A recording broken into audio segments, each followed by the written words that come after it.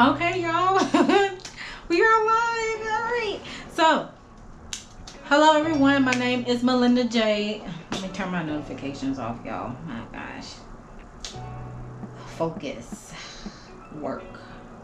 We're gonna do an hour. Okay, yeah, we're back.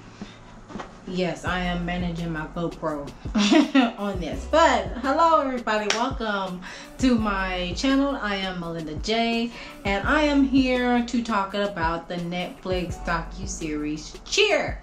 So, and I'm gonna give you my analysis due to the fact that I used to be a cheerleader from 6th grade, and then started from the 2nd grade actually, and then I did Little League, where that would happen recreational cheerleading until 6th grade to the 12th grade, and then I retired after the 12th grade.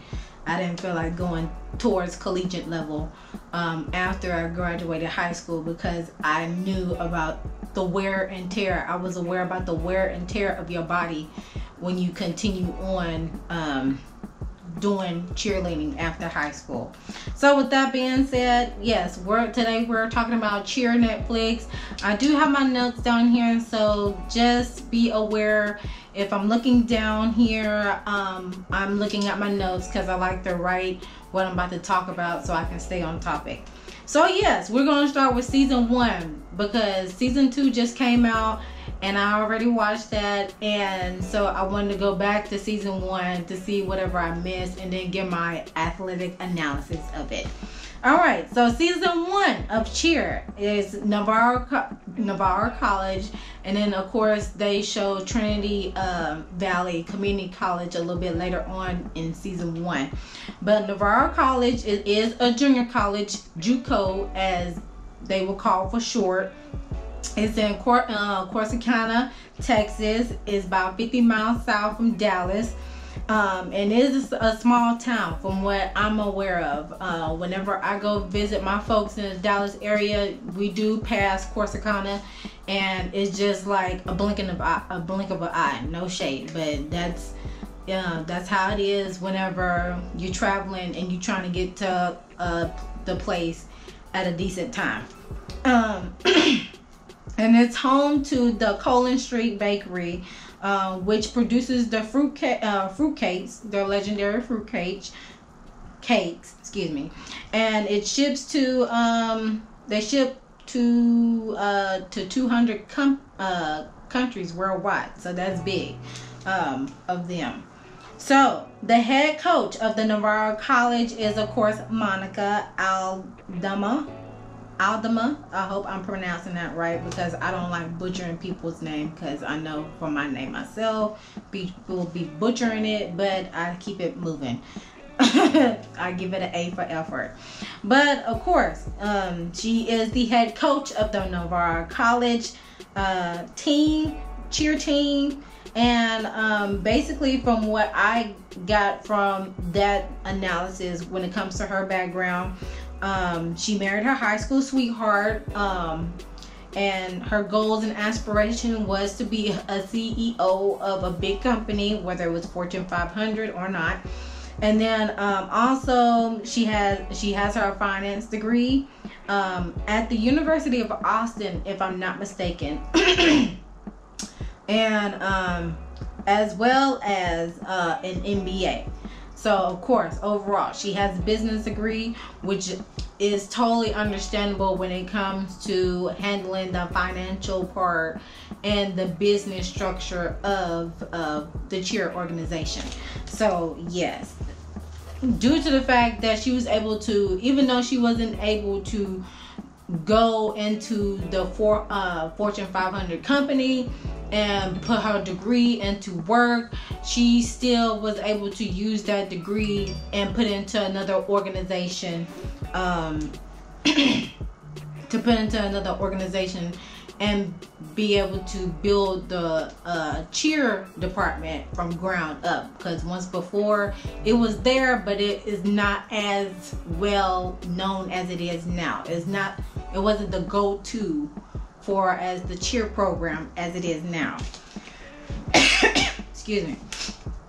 So, of course, they introduced us to the student coach. At the time, it was Kapina Kia, and he'd been there for 4 years.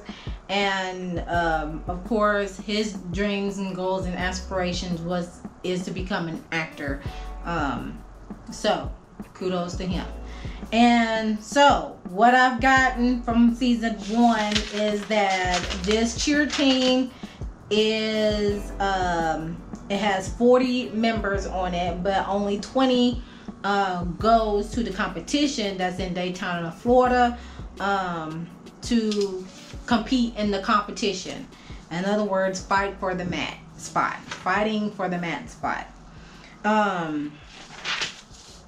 Again, when it comes to this sport, they stated that it is male dominated, and I'm like, is it male dominated far as the coaching wise, or is it male? And it's definitely not. I think it's male dominated when it comes to coaching wise, and instead of it being overall as an organization, because there's a majority girls and young women in the organization, as far as like the bread and butter, the team structure. You know, you have the girls, you have the little league girls, and then you have your middle school, high school girls, and then you have your collegiate, where some of them are just strictly girls, and then some of them, majority of them, are co-ed, which they have boys and girls on there. So when they stated that this sport, cheerleading, was a male dominant, still is, industry, and I'm like, why? Why? Because when I was in cheerleading, I always had women coaches. I never once in my lifetime had a male coach, period, not ever. And I guess since it gives you that authoritative discipline structure type of deal, when it comes to it being a male dominated, being able to have an iron fist, but have empathy and compassion for the team members that are on the team, because at the end of the day, everybody is treated like family, so to speak. Okay. So I feel like, in my opinion, I feel like the cheer organization needs to have more women coaches, or have a balance of women and men coaches, because especially with all these allegations going on with you know what, and so some sort, it's just I don't know. I never had a male coach before. The places that I grew up, they have women coaches for cheerleading, and women coaches, they have women coaches for basically any type of sport, from my knowledge, when it comes to dealing with girls. So if it was a girls basketball team, it was a woman coach. If it was a track team, and is dealing with the girls, it was a woman coach. Just like cheerleading, women coach. So I guess to some sorts, the district, especially in the later parts of my cheerleading career, they did vet out in somewhat a down south structure type of thing. They feel like women should hold the position of cheerleading instead of men. Rightfully so, in my opinion. Okay, so yeah, once they brought that out, when it comes to cheerleading organization being a male dominant organization, I was like, male dominant field, I was like, what? Come on now. Make it make sense for me, in my opinion. So yeah, they do weight check, rightfully so, especially if you're a fly girl. I used to be a fly girl and a baseman, but due to the fact that even though I am short, I am built. Okay, I will. I have muscle. So even though I was short, you know, there were some instances where I could not go up in the air, and I was just better fit for the baseman position because of the fact that I was able to execute the job effectively more when it comes to like you know, getting the fly girl up in the air, especially at an appropriate range, so where you are not getting knocked upside your head whenever she comes down. So yeah, sometimes for the most part the shorter girls are the fly girls, but in my instance I was part-time fly girl, full-time base girl. So yeah, so moving forward, they did say there is no professional teams after college, after collegiate cheer, which is right, yeah, which is correct, because after collegiate cheer it's either you try out for the professional cheer team. And the difference, there's a major difference between the cheer team for professional and collegiate and on down. With collegiate excuse me, with collegiate and on down, it's more technical. Choreography is, you know, sharp moves and stuff like that, compared to the professional cheerleading team. Is more like a dance is more like a dancer slash pep squad. To some extent, I kind of wish the professional cheerleading organization would add into the portion of having stunts, having the technical skill, far as like pyramids, fly girls, adding men onto the team so they can participate in the stunts and the tumbling and stuff, to get a little bit more excitement instead of just the basic show me and how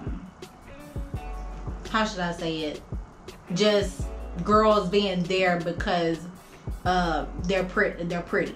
I mean, let's add a little bit more value into the professional cheer realm, so people can not only look at the football game, but also have some sorts of interesting entertaining when it comes to the professional cheerleading realm. Because I mean, once upon a time I did want to become a professional cheerleader, but I was like, nah, let me just continue to do what I do and end it there.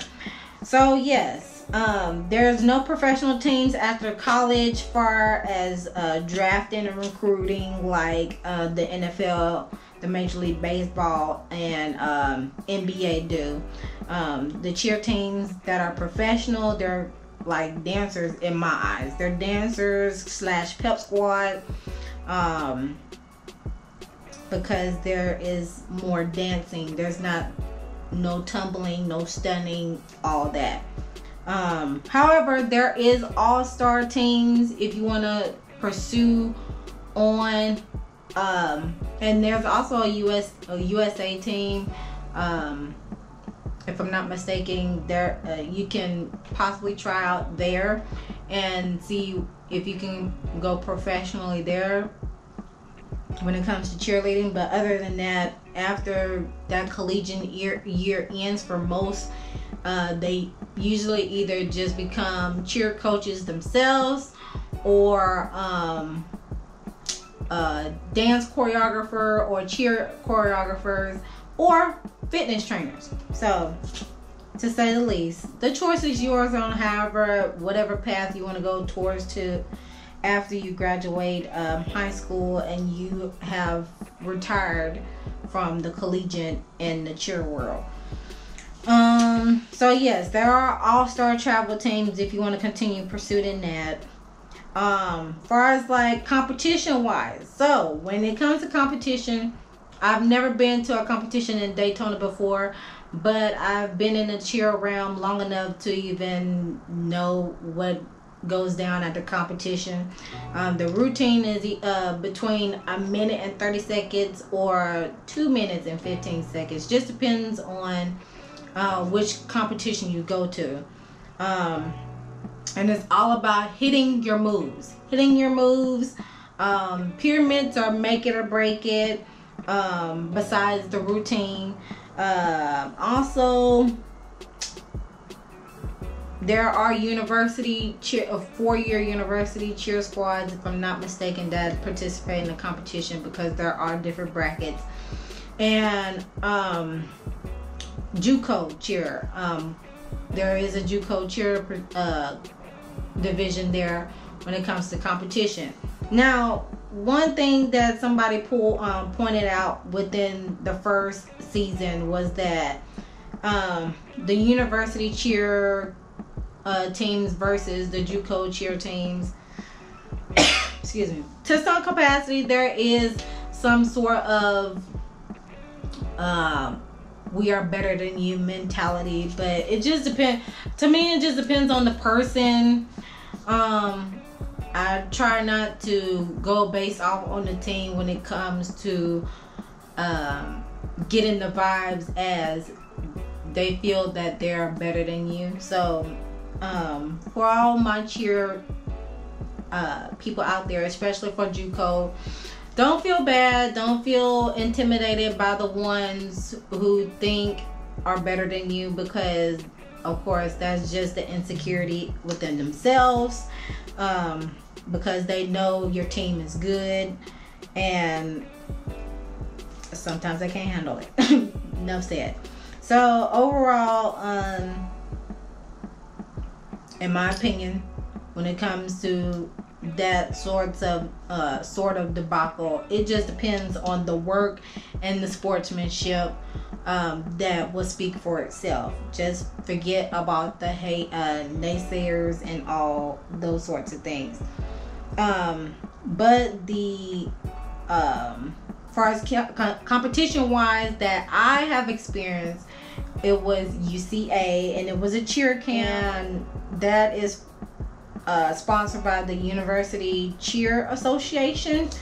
So yeah, during those times I would compete with the toe touch competition because I do mean toe touches, and I came close to winning one time, and I was like the runner up, and yeah, the girl, she beat me by probably about this much of the toe touch going in the air. Overall, it was a great experience. Love it. I still love cheerleading to this day. Oh my gosh, this just popped up in my head. So I came from Mississippi to Texas about 7 years ago. Compared to what I'm used to when it comes to cheerleading, I also heard someone during season 1 states that Texas is big on winning. And when we came to Texas, I guess it just depends on what region you in, because the region that we were in, their focus is more towards baseball and not football. But once our family had moved into that realm and we started shaking some tables around, that's when the football got a little bit more serious. There was already a football program for us, like Little League, that would encourage parents, and yes, those positions will always get filled because it always give kids something to do. So the Little League bracket has expanded because of the exposure that the teams that were getting at the time. So yeah, when we was there, I kid you not, every time we went to a football game, it was like silence. And I'm like, I know y'all ain't out here just to sit out here and be pretty and not cheer for your team. And the school that my brothers went to, it was brand new. It was still brand new. Within its 5-year fresh being built and established and stuff. But the folks there, they were not, you know, they didn't have that cheer spirit, and it was just like silence. And it was either me or my mother, but it was definitely me most of the time that was like cheering the team on, hands down. I don't care. I did not care what anybody said. Like, I feel like if your kids are in sports, we as parents need to make our due diligence to be there for our kids, even if it's just one game. And the game could be just one major game that you attend to. It just gives your child a sense of, you know, support that one or both of my parents or my family was there to support me during the time that I am shining, and because it builds up their confidence and self-esteem. So I really felt bad when parents started leaving the stadium once their child's team was losing, and because at the end of the game, you know, me and my parents and my son will always hang out after the game when the team lost. And over a period of time, parents would ask us, and some kids would ask us, so why did y'all stay the whole entire time? And I'm like, you don't leave the team. That's part of sportsmanship, and that's part of being a fan, and that's part of support. You don't leave I feel like you don't need to leave the stand until the clock strikes 0, because you never know what is going to happen at that time where your team can come back from a loss to win the game. So yeah, that's a whole nother topic in itself. But I feel like we as parents, we got to show up and show out for our kids when it comes to them being in sports. Excuse me. So that's what I got when it comes to the production team asking and the citizens around town about Navarro College and the wins that they're bringing and stuff like that. And the citizens, they were just like, we don't see them unless we're not aware of them unless they come to our business and stuff like that. And I'm like, my mind was blown, because it's like, y'all have a college there, y'all have a team winning, and I get it, you want to mind your own business is all, and progress on with your life and stuff like that. But now over time, whenever the team start winning consistently, then that's when people come out from the woodwork and be like, yes, I came from this town because they went in, blah blah blah and stuff like that. And that's your prerogative. But I feel like if you're a real fan, you know, you need to support your team or your kid. You need to support your team and your kid when they are, you know, losing as well as winning. That's what a true fan is in my eyes. So comment down below, do you leave the game when so yeah, feel free to comment down below. Do you leave the game when the team is losing, or do you stay to the end? Okay, so that's what I peeped from when it comes to the two different worlds, when the production was asking the citizens around town about the college and the kids. So yeah, with that in a nutshell, the citizens be minding their own business. So another thing that I peeped from season 1 was the teacher. What was interesting with me with that segment was that Texas is the only state that requires students to take Texas state government and U.S. government, and rightfully so. I feel like all kids should be aware of how their states govern themselves, as we are even though we're United States of America, the states act individually in their own capacity. So I did peep that game whenever we moved here, that all students are required to take Texas state government and U.S. government. So I do appreciate that aspect of living in Texas, is because of the fact that you learn about the state's government and the U.S. government. That way, if you run for office, you have some sort of idea and background of the government, of how the state's governments run. So I'm gonna do a little run through of the history and the cliche moments of cheer. So back then in cheerleading, before it was feminized in the 1950s, it was all about the all-American girl, meaning the girls stay in a place on the sidelines, and there was more emphasis on looking the part as an all-American girl, compared to now it is co-ed, meaning that there are boys and girls, young men, young women on the team, and there's less emphasis on the looks, and there's more emphasis on the agility and what you're capable of doing on the team.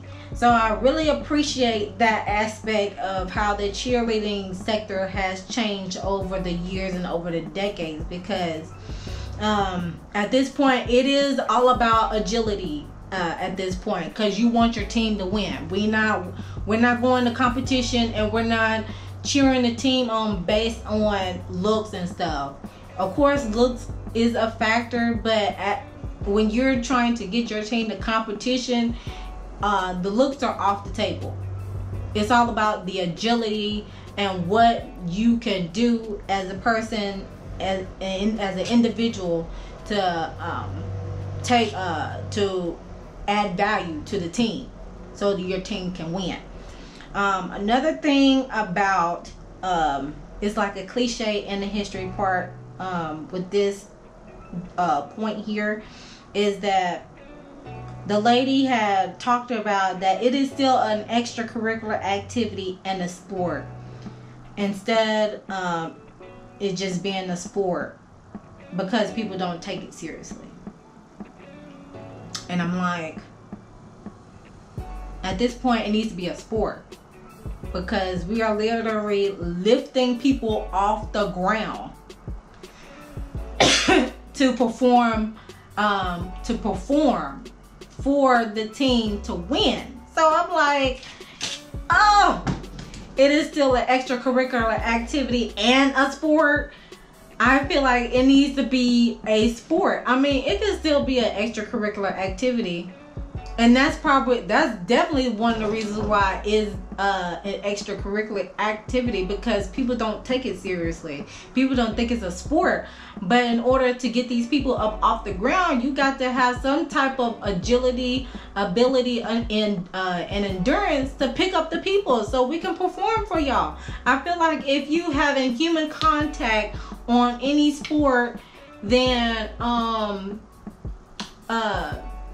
any activity, it is considered a sport. So if lacrosse can be a sport, then cheerleading can be a sport. If the little broom thing, I forgot what sport that is. If the most simplest sport can be a sport, cheerleading can be a sport, because you're putting your body into work and performing in front of an audience to get them pepped up for the team to win, as well as performing an act, performing a stunt, which involves lifting people up in the air and catching them, and it's part of a trust act. I still don't get that to this day. Y'all need to change that sucker into a complete sport at this point. It don't need to be an extracurricular activity. It needs to be a sport. Please take this things seriously. And then another thing about the cliche about the cheer sport is cheer is for the wealthy, far as like paying the tuition, paying for the suits and stuff. And to a certain degree, yeah, it's for the wealthy, but at the same time, I just feel like at this point, if a person is able and capable of executing the job effectively, you know, at least work on a tuition for or a scholarship.